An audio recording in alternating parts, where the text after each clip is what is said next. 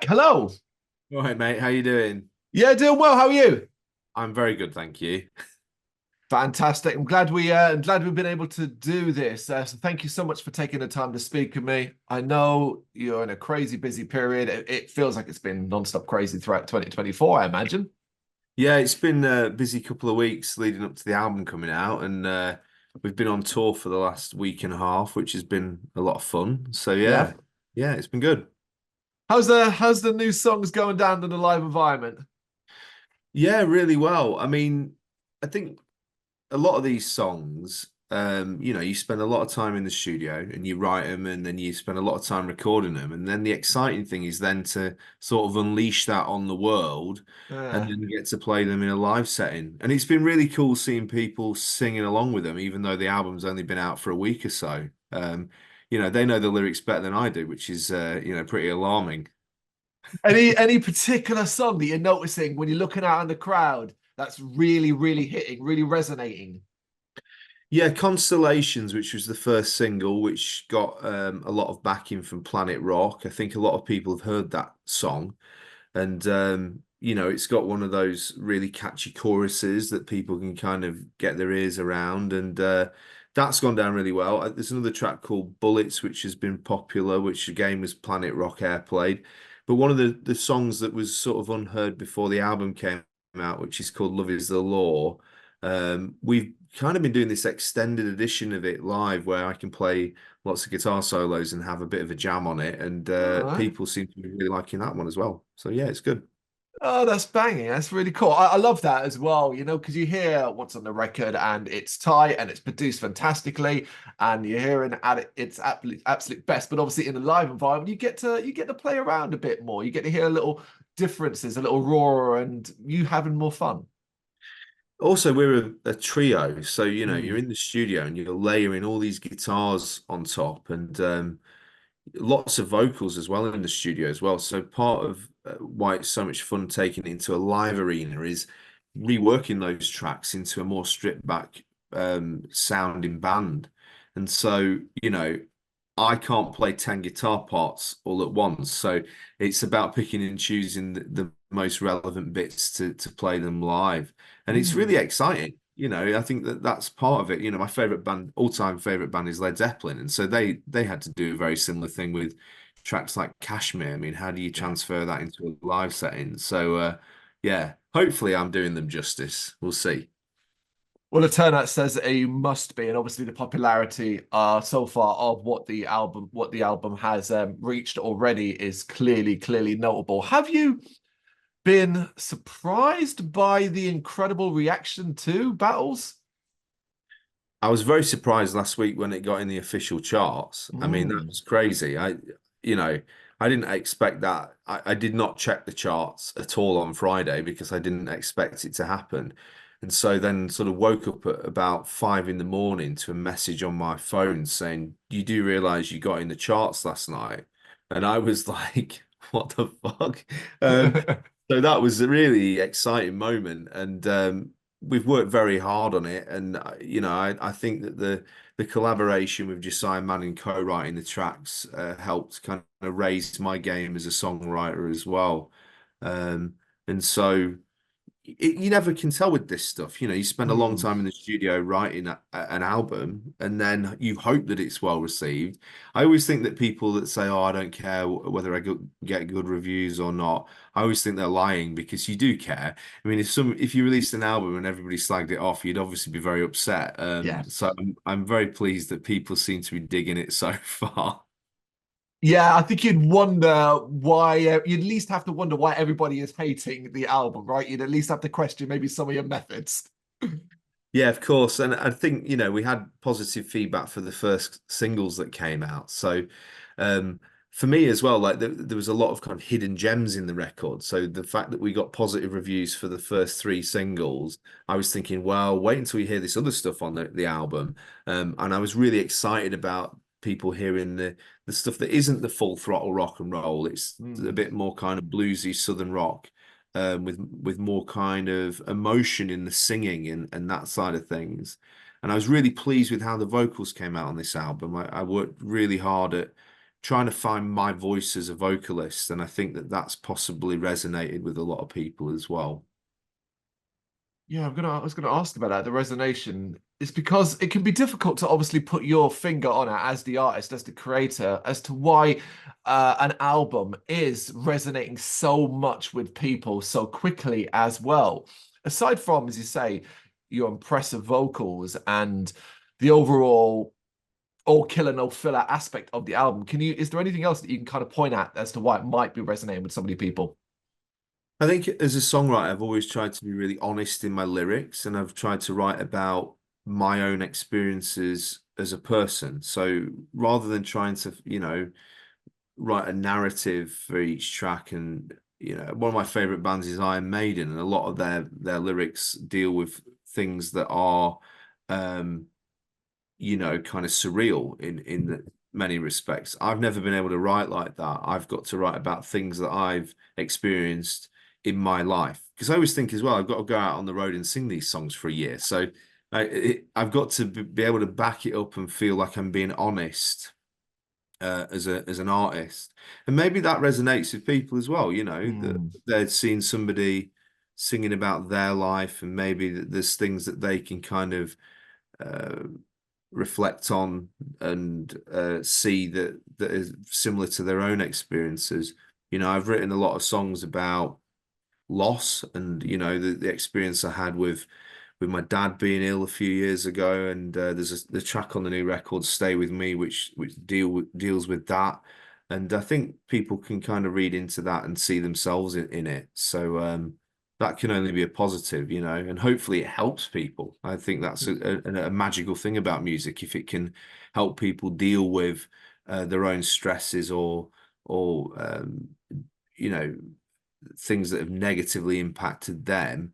Hopefully music offers an escape for them as well. I think that's so important because, of course, I mean, battles, while it is impressively anthemic, and if you want to enjoy it in that aspect, you just want to hear some good rock and roll, some good blues, you can enjoy it in that aspect. But it's also an album, as you said, it kind of comes from the heart and soul of you. But exposing yourself in such a way can be challenging to a lot of people. How did you find the, want of a better word, courage to kind of open yourself up like this? I think when I was younger, I was really shy, and I felt like I couldn't communicate verbally how I felt a lot of the time. And so my route to doing that was through songwriting and performing live. And it was funny when I first started doing this, how people who met me outside of that live setting would comment that my personality was quite different off stage to when I'm on stage. And I think there's a lot of artists that are like that, because you can explode on stage and be this person that is probably within you, but you can't do that in everyday life. Hmm. So I think that I, I feel like I've always used music as a way of communicating in just the same way I would have a conversation with somebody.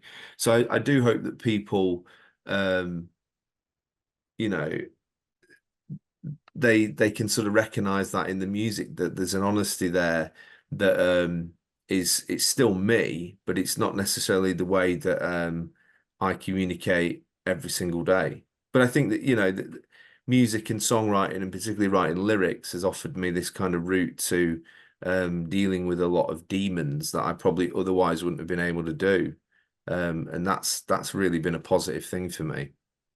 As much as a listener, a fan can get stuff from your music, you're also getting so much from it as well. So is it fair to say it's still a learning experience for you to open up like this? I think some songs you're more fragile than others. I think that Mm. we've played "Stay With Me," the final track, a few times on the tour, and I find that really hard to do it live. To kind of recreate that vocal line, which was very delicate in the studio. Other tracks like "Bullets," which are just full throttle rock songs, that's just unleashing the beast and being able to kind of rock out for 4 minutes. Um, but I think that as an artist, you've got to do that. You've got to lay yourself bare and kind of um, leave yourself in this kind of fragile position where you're open to criticism as well. I think that's always something that's a bit bit difficult if somebody doesn't quite dig what you're doing and you've put it all out there for them. I think that can be really hard. Uh, Mm. but I think there's actually a shield that gives you, which is that if you're just being honest to yourself and putting yourself out there in that way, if somebody doesn't dig it, then you're just like, well, at least I've delivered my side of it, and I can only be the best that I can be in terms of writing these songs and playing them for other people. Do you think you built up quite a good shield towards criticism and negativity? Because it can be an incredibly negative world out there. Yeah, I think we live in a very different world to when I first started playing music. I've been in so many different bands prior to doing this solo thing, but I was always just a guitarist. There was something a little bit more, um, there's something easier about being a guitarist in a band and not being the front man. Because if somebody slagged off the band and the album, it was like, well, I'm just in the background playing guitar. Whereas when I decided to go solo, there was an added pressure to that. Um, and actually, when I started, there was no social media. So, Mm. you'd get reviews in magazines and things, and it would be like, oh crap, somebody's not dug this album or this single or whatever. But over the last 10 years, obviously, you put something out there, and immediately you've got this wave of comments on social media about what you've done. And one of the strangest things I've had over the years is the fact that I started out as an acoustic blues artist and Mm. then kind of segued into heavier blues, and now there is blues on my new record, but it's hard rock. And so that just seemed to piss off a load of people. And I was really surprised by that. I was just like, guys, just chill the fuck out. Like if you don't like what I'm doing, just listen to the older records. So that I thought that was really crazy. And the lengths to which people would express that, where I was Mm. getting direct messages on Facebook with people saying I'd let them down because I wasn't playing acoustic blues anymore. And I was just a bit like, get over yourself. You know? Um, so I think that over time, I've put out quite a few albums now, and what I've learned is to have no expectations in terms of the response. All I can do is make an album that I'd be happy to listen to myself, and if people love it, great. If people dislike it, well, fair enough. There's plenty of artists that I see release music and I listen to it and think that's not for me, but I wouldn't feel the need to go on social media and slag them off. So yeah. Oh, God, yeah, it's the most it's a horrendous thing. The idea of ever messaging, as you say, an artist and telling them something like that or spraying a load of abuse out absolutely blows my mind. Have you managed, are you quite good actually, should I say, from being able to disconnect yourself from that side of making music? Because it is such an important part of making music. The social media, the promotion, the requirement to kind of put yourself out there a bit more than maybe you'd like to. Well, one of the crazy things about, the last couple of weeks with the album coming out is you kind of end up barely playing any music because you're doing loads of interviews, you're doing loads of press stuff, which I actually really enjoy doing that. But um, it's very bizarre, and I think that Mm. you, as an artist, like on album launch day, we were driving up to do a show in Blackpool. We'd done the album launch in London the night before, and so the whole day I'm in the van just on social media, responding to things, posting things. And it's great. It's really exciting, seeing all these people getting their red vinyls and sharing the pictures and stuff. And I love doing that. Um, but I know plenty of artists that absolutely hate it and they don't see it as their responsibility to be on social media and promote themselves in that way. But I kind of like the fact that it makes you closer to your fan base, and I can just Mm. respond to people and say, you know, I'm so happy that you bought an album, because ultimately it's those people that put their hands in their pockets and bought the record that got it in the official charts last week. So I think there's something quite exciting about it, but ultimately it's changed so much. I was really stubborn about getting a mobile phone for ages. I didn't want one. I was like, this is just crazy. I want to be off grid. And I remember saying that the reason I don't want to get a mobile phone is it will interrupt my guitar practice. And I was like, people will be able to contact me and it'll put me off. Whereas now I'm on Twitter and Facebook and all the rest of it all the time, posting pictures of me playing my guitar and responding to people. So yeah, it's a tricky one. There is no right balance. It's as simple as that. You kind of you have to play the game. If you're going to make music, you kind of have to play the game, but you've also got to get the balance right for your own mental health, but also, to not become an addict. Would you call yourself an addict? Well, I think that there is a bit of a strange thing that people develop, which is um, and I think this is one of the worst things for musicians' mental health is they get into this horrible trait of comparing themselves to other people. And it is difficult to not do that. If you put a song out that you really believe in, and then it doesn't get picked up by anybody, and then you see another track by another band that's been put out, and you think, God, that's shit, but everyone loves it. Mm. I think there's a bit of a weird thing as a musician where I know plenty of musicians who just beat themselves up and see it as they've failed massively. And I kind of have learnt over the years to be a little bit more robust about that and then to just kind of say, well, they're doing their thing, I'm doing my thing. Trying to compare yourself to other people is just it's you're just to a loss, aren't you, doing that? But I think that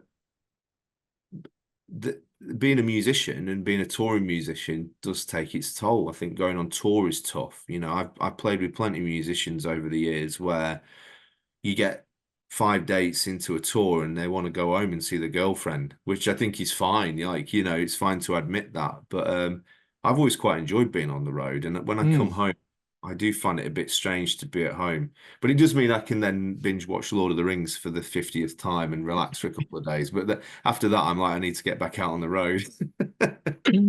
Just the Lord of the Rings, though, or do we throw in the three Hobbit movies as well? You know what? I had a day off last week where I started the Hobbit movies. Actually, I've restarted them, but I'm a bit of a sci-fi geek, and Phil Wilson, my drummer, is as well. And so yeah, we went to see Blade Runner last night, which is actually really cool to see that in the cinema. So that's kind of what we're doing in our downtime is try and seek out uh, showings of old films at the cinema. Absolutely. I've never seen Blade Runner in the cinema. I would love to, but weird coincidence. Like last week or a week before, I ended up finding the Blade Runner soundtrack vinyl in a HMV in my local town and picked that up. So yeah, Blade Runner's great. It's Vangelis, isn't it, who did the soundtrack Oh, to that? I think Hans Zimmer did the sequel, but both soundtracks are just incredible.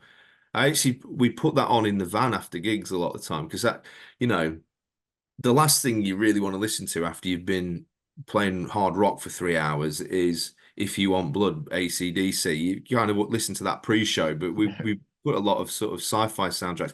A lot of John Carpenter goes on in the van mhm. after shows as well. So I think that kind of mellows us out a little bit. But Hell, yeah, hell yeah, yeah. It's something I said to mellow out to focus, just to distract as well.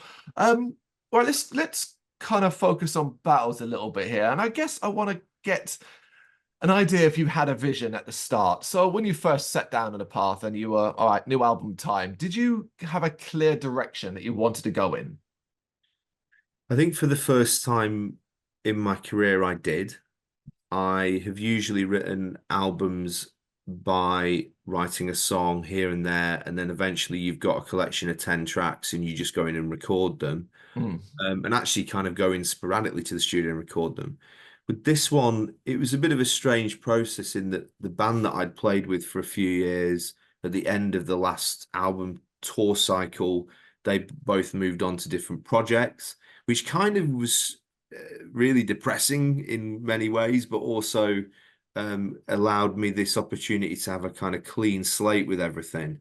I had no band, and so I was like, okay, where do I go from here? And I'd already been chatting with Josiah Manning, who'd mixed the last record, about doing some songwriting together. Um, and so what we did was we basically just created a Dropbox folder where I bunged a load of songs in there that I'd written. I wrote a lot of it when I went to Los Angeles to play some shows in America about a year and a half ago. I wrote about half the album whilst I was there. and then sent those to Josiah. But we had this kind of weird, you know, pre-production meeting, which I've never done before, where it was like, what is the aim of this record? What's it going to look like?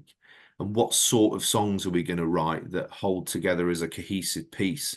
I think a lot of my albums in the past have suffered from the fact that they're a bit all over the place in Mm. terms of you might get a hard rock song, you might get a song that sounds like a soundtrack to The Thing, or you might get an acoustic track that sounds like it's off Led Zeppelin 3. But this one, I think it hangs together far better. And so those initial 5 songs, it was like, right, let's work up some demos for these. But what are the other 5 songs, and what's going to make Bullets stand out as a track, and what's going to be the track that follows that on the record? You know, should Constellations be the first single? Should it be, you know, what follows that? And so that was a really interesting process, thinking about when that final note hits on a song, what comes next. Mm. And we worked really hard at that. We spent about 2 weeks in the studio writing the record before we even started recording it. And so then we did the recording in 2 big chunks, which I've never done before. And that was great to feel hauled up in the studio with Josiah Manning and the drummer Billy Hammett and working on these tracks until they were in our eyes perfect. Um, and so the the concept with it was very clear from the start, which was to think about my guitar playing and sort of up my game in terms of that, but also making sure that the melodies were there. I think that I've always had a sort of soft spot for pop music, and that, you know, the Beatles were a massive influence on me when I was a kid Mm. before I kind of went down that blues route. And so it was like, okay, let's try and add a lot of Beatles type harmony parts onto these songs that will be memorable for people when they hear them. Um, so yeah, there was definitely a preconceived idea about doing that as well, and making sure every track could be played on the radio. That was another thing that we discussed. And so a lot of the tracks are only 3 or 4 minutes long, whereas in the past I would have probably stuck a 6 minute guitar solo in there, which is the just about the only criticism I've had of the record is people going, "Where's the big guitar solos?" Ah. And we go, "Well, come to a live show, you'll see them there." It's not an easy balance to get right, though. Everything being radio friendly, able to be played in the radio, but also have the heart and soul and all those aspects you want. Did you find getting that balance a particular challenging point? Not really. It honestly felt like it was quite easy to do this album, which is a good sign, I think. You know, previously in the past, I've definitely fallen for that trap of thinking I need to be the tortured artist when I'm creating my record and I need to suffer in order to create great art. With this, it was like, oh, this is really fucking easy. We've written a bunch of songs that we really like, and they've got loads of great hooks in them. And then when we went back to record them, it was just like Billy the drummer smashed out those drum parts so quickly that we had the kind of grounding to have a, you know, start overlaying all the guitar parts and the vocal harmonies and really making sure it it was a modern rock production, that it didn't Mm. sound rough around the edges. I think I've always in the past felt like I need to um making things sound raw. Like for some Hmm. reason that's better. But actually, we looked at other artists. We created a Spotify playlist and thought, you know, what's modern production? What is the kind of pinnacle of kind of modern rock production? And we looked at a lot of you know, bands like Slash and Miles Kennedy and how their records sounded, and that was definitely an influence on songs like Constellations. A big influence was the Winery Dogs as well. Richie Mm. Kotzon's playing. We looked at that in terms of the riffs. And so certain influences that I'd definitely not explored previously. And so I think Josiah had that influence in opening my eyes to new artists as well, which was pretty cool. Even Um, at this point, even at this point in your career, you're still finding fresh influence, learning new things. I think you've got to do. I mean, I always bring up this story about a band I played for years ago where the lead singer just used to say, that he didn't listen to other bands because he didn't need to, because his music was better than everyone else's. And I thought, what a knobhead. I think that if you don't expose yourself to new music, you're just going to dry up as a creative force. And I've always, as soon as I get home off tour, I go out and see shows in London, and I'm always in London, popping out to clubs or bigger gigs or whatever it might be, and trying to see new bands. Mm. And it's a great way of, on a basic level, part of what I do is I look at new bands, and I'm always sort of chatting to them saying, "Oh, do you want to come and do some support slots for me?" and that kind of thing. But also, I think you've got to keep evolving as an artist. And somebody said to me last week, have you started thinking about the next record? Will you do the same thing again? And I don't know whether I will. I think you've always got to try something new, otherwise you'll just dry up. And yeah, people are a little bit. Uh, People like to feel like they're in a comfort zone, don't they? But I think it's quite interesting sometimes to think outside your comfort zone, and listening to new music is part of that, isn't it? Yeah, you want to be creatively stimulated, or particularly if you want to make music. So when you kind of reflect on the entire creation process of battles, I'm talking writing, recording, producing, whatever area you want, what particular area did you find really creatively satisfying this time round? I think the vocals were a massive thing for me. And Josiah Manning, his wife Charlotte was in the studio quite a bit when we were doing the sessions, and she's a vocal coach. And so she gave me quite a lot of advice on how to sing in a better range for me vocally. I think I'd never quite found my range on previous records, and Hmm. also to use the low register of my voice, which I've always been a bit nervous about, and using the tonality of my voice. I've always written in a higher key, so I can basically kind of let rip and screech over stuff. Whereas with this album, there's a track on there called Love Is the Law, which we worked quite hard at finding the right key for.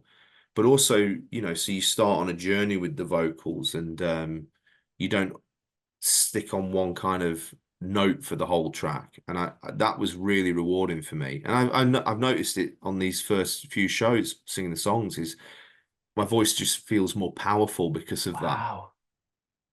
Wow, so it's stuck. It's part of you now. Yeah, and one thing is that we've sort of gone back to some of the older stuff and gone, well, maybe we should alter some of the keys here and Hmm. look at make certain stuff higher and certain stuff lower. So we've really altered the live set based on this last album recording. Um, and that's the thing. Like we're planning on touring this record for a year, so you want to be able to start consistently and maintain these levels throughout the whole 12 months. So Yeah. Charlotte had a massive impact on how I was thinking about my voice. And the previous records, it's all been about the guitar, and the voice has kind of come secondary. And I think a lot of blues rock guitarists fall foul of that. Hmm. But this was about, well, the guitar's important, but this is about the fucking songs. Make sure the songs are really strong. And that was just so exciting. It felt like unlocking something in me, which was really cool. We're sort of sticking to that theme then, but from a lyricist point of view, because we've got the likes of From Days Are Gone, The Bullets, To Run in an Empty, To Stay With Me, To Don't Let the Fuckers Get You Down. You're saying a lot here. So much so that I wonder about ordering your thoughts across the entire album from a lyrical point of view. Did you have much trouble there? Did it all come quite natural? Yeah, I think that there was a general theme, and it was almost like having a mood board in the studio where you looked at kind of key words about the lyrics and what we're trying to say. And I kept using the word positive, and about this idea of using negativity but twisting it to your advantage and using it as fuel to make yourself stronger. And I think that, after a couple of years where I had a lot of issues in my personal life, with my dad's illness, other stuff that was going on health-wise, it felt like bouncing back from that and using it as a platform to, across 10 tracks, talk about how you can face so much shit in your life, but actually it can make you a better person. Hmm. So every single song, I mean, some of the songs you know, you kind of have scratch lyrics when you're writing songs. That's what I do. In that, you know, some of the lyrics initially you talk about dragons and wizards and all that stuff. Yeah. Because I've been watching The Hobbit, but then you kind of go, you know, let's switch up the lyrics and make sure that they're addressing what the album is about. Some of the lyrics really did flow quickly. Days Are Gone was one of those consolations, but I do remember Rip It Up was the hardest track to write. We rewrote the lyrics so many times. And then when the whole album had been mixed and mastered, I went back to Josiah and said, I want to make some changes to that song. And so my idea was to bring the chorus right to the beginning of the track, which is how it ended up. And it was because I'd been listening to the Beatles and thinking about Mm. Paperback Writer, actually. Paperback Writer was the influence on that. And so that was like after everything's done and dusted, and Josiah's like, oh my God. But I think it worked, and kind of redid some of the lyrics just to make them better. And I think that was it as well, was about not settling for things. I think in the past I've just bashed out lyrics and gone, that'll do, get me to the guitar solo. Whereas this, it was you know, there's lots of photos of me in the studio with my little notebook, scribbling away and crossing stuff out and trying to really think about who I am as a lyricist as well. Do you think that's something you're going to continue to take forward, to keep a lot of focus on what you're doing as a lyricist? I think so. I think it's easy to, you know, I've written a lot of songs that are about driving fast cars, getting Hmm. smashed, and, you know, evil women. That's basically what a lot of the songs on my early records are. And it just gets to the point where it's just a bit boring. So I'd like to just write things a bit more deeper than that. And you know, hopefully I've achieved that with this new record. There are a couple of songs that reference fast cars though, so I haven't escaped it completely. Nothing wrong with that. What do you overall hope that the majority of listeners are able to take from the album? Uh, I love it if it made them smile and it made them feel like it's a positive experience listening to it, you know. There's certain bands that I always stick on when I'm feeling a bit down, and certain records, like Aerosmith are one of those bands. Like if I'm feeling a bit low, I put on actually kind of like the early 90s Aerosmith, stuff like Loving an Elevator, that kind of thing that's a bit more just upbeat, and it just Mm. changes my mood. I want this record to be a bit like that for people. Um, you know, this album isn't Gajira. It's not going to smash you in the face and sort of deal with environmental issues or something like that. This is a positive record about emotions. That's how I describe it. And so, you know, if it makes people happy, then that's pretty cool. We have Gojira anyway as well, so nobody wants that from you. But in I that can't in that imagine anything worse, actually, me trying to do Gajira. I love that band, never by the way. never say never though, right? I mean, you're an experimental artist. Who knows what you do? I'm not saying obviously you'd go in that direction, but who knows what you'll pull out in the future. Um, what then does success look like for you? Well, to be honest, success was me releasing my first album. When I did that 10 years ago, I felt like I'd actually just achieved something. And that came after a period where I'd been in various bands, I'd done session guitar for people, and I just was falling out of love with playing music. Mm. Um, and then to have that creative outlet for me was just enough. And every time you do something, you set yourself targets, don't you? I mean, the fact that I managed to get in the official charts with this record has just blown my mind, to be honest. And I think it'll take a lot to really top that. But success for me ultimately is seeing people positively respond to the album, fans that I've built up over a 10-year period that are still coming to my gigs, still following me around, and seeing them share on release day that they love the record. It does mean a lot to me. And yeah, so that to me is success as well. Absolutely. The achievement of reaching the charts cannot be understated. And of course, the immense amount of radio play and airplay that Tracks from Battles is getting, continues to get, we hope continues into the future. Of course, as well, Ton alive, man. Absolute live with dates March, April, May. 2024 is looking crazy busy. Is it fair to say that's basically what you want the majority of 2024 to be? Just out there live. Yeah, yeah. I mean, we're sort of really putting a lot of work in at the moment, just adding shows in. I've got some European dates which I'm about to announce as well, which will be really cool. And then I'm hoping to get back over to America. I've been there Mm. twice and I've done solo gigs over there without my band. So the idea is to go back with the band Phil and Charlie and smash it, playing the album as it should be played over there. Either at the end of this year or it might be January 2025 when we do that. But yeah, love going over there. That'd be cool. Fingers crossed it happens and it's super, super successful. Jack, just before you go, we have a small section at the end where this guy's introduced. This is Ozzy Osbourne, and in his head are randomized cards of everything and everything, including lots of submissions from other bands and artists too.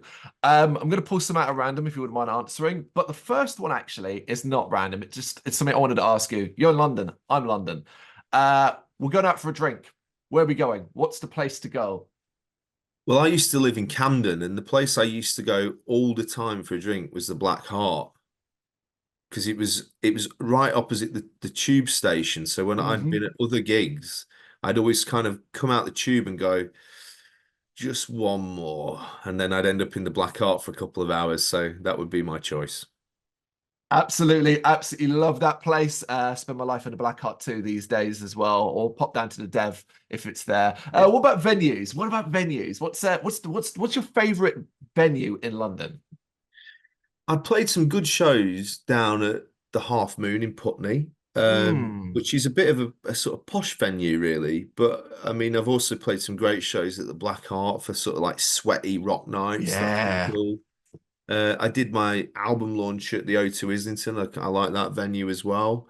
But my all-time favorite venue, which I haven't played yet, I'd love to play it, is Shepherd's Bush Empire. And the reason is that it was the first gig venue I went to in London when I moved to London, and I saw the Black Crows there for 3 nights in a row.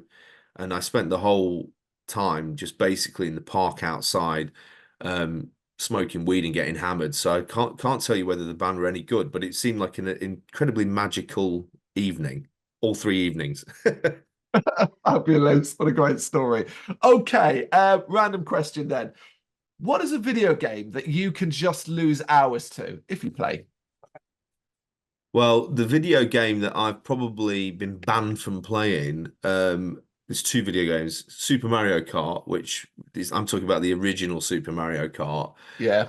and then Pro Evo, which was a game that I played at university sort of 15 years ago, but was then banned by my housemates because I basically lost my shit when one of my flatmates, who was just so good at the game, just kept hammering everybody, and then he beat me 12-0. So I threw my control box at his television and broke the TV. So I've not actually really played computer games since then because it seems to unleash the beast.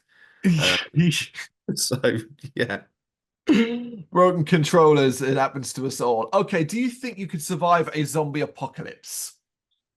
It's interesting that, yeah, I think that I've always been really into zombie films, and so a lot of the time I I've thought about this a lot actually, what I would do in terms of a zombie apocalypse, and I wouldn't describe myself as a prepper at all, but I think actually as a touring musician, you're so used to being able to think on your feet and drive around and find ways of surviving actually, that would probably hold me in good stead.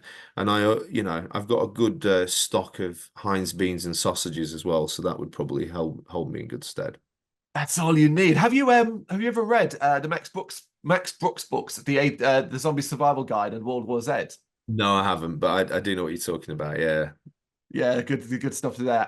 You say zombies. What about I gotta ask then, what's the go-to zombie film? Oh, I mean, my sort of favorite, I like the old school stuff. I mean, it kind of reminds me of being a kid, and for whatever reason, my parents leaving a TV in my room, and I used to watch, was it Dr. Terror's House of Horrors Ah, that was on a Friday evening, and I remember watching. Dawn of the Dead, the original Dawn of the Dead, and just Mm, being completely horrified by it. But it sort of unleashed this love of those films for me for a long period. I don't know if it was the uncut version that's about three hours long or whatever, but mm. I do sporadically still watch that one. But then more modern stuff like 28 Days Later, I think is incredible as well. Yeah, I wouldn't advise any child ever seen Dawn of the Dead, but I think I come from the same world of seeing the sort of movies way too young and becoming obsessed with them since. Yeah. Which is the Okay, one? what Which was the slightly? Is it Night of the Living? No. Oh, I can't remember which one it is. It's slightly funny, isn't it? The one where they're trapped in the kind of mortuary. Return? It's the Return of the Living Dead. Return of the Living Dead, yeah. That's got a great Yeah, soundtrack as well, hasn't it? it does punk rock soundtrack. It's that film inspired our website. The brains part of our title comes from Yeah. that film. Oh, and the fact they keep saying brains, it's Yes, yeah, it's pretty phenomenal. I might watch that tonight, having talked about that. I've not watched it in years. don't know if you can see it, but that's a tattoo Oh, from that incredible. actual film. Yeah. Okay, one more for you then. What is the last thing you do before you go to sleep? Uh, well, returning back to our conversation about Blade Runner, I usually put on some sci-fi music or something like that, and then that helps me go to sleep. And I do read a lot of IMDb. I will look up. I mean, last night after I'd been to see Blade Runner, I just went on IMDb and read all about Blade Runner, and that kind of sets me off into a good dream of about being in Blade Runner. So or John Carpenter. I listen to a lot of John Carpenter's stuff. Maybe not the Halloween soundtrack, but it would be more stuff like his actual soundtracks. He's done a couple of albums that are, you know, I don't mean soundtracks. His non-movie music. Mm. I think his anthology series. Actually, I think that's what it's called. But yeah, bit of John Carpenter that is just going to set me off in a calm way into a nice dream, probably about a zombie apocalypse mixed with Blade Runner. There it is. Hopefully, you get lots and lots of good sleep over the next year because you're going to be so damn busy touring and enjoying the success of Battles, which is out now. Do urge everyone to go listen to it, but it appears plenty of bloody people already have. Jack, thank you so much for taking the time to do this. I really appreciate it. Thanks, man. I really appreciate you taking the time to interview me. And it's been a fun chat as well. It's been good. Thank you very much for watching. If you'd like to see more content like this, please consider hitting the subscribe button. It is gratefully appreciated. You can find us over at gbhbl.com, our full website where reviews, news and so much more goes up daily. We're also on all social media platforms, Facebook, Instagram, Twitter, Threads, at GBHBL. Just search for GBHBL and you will find us out there. We also have merchandise on sale. You can access the shop via the website.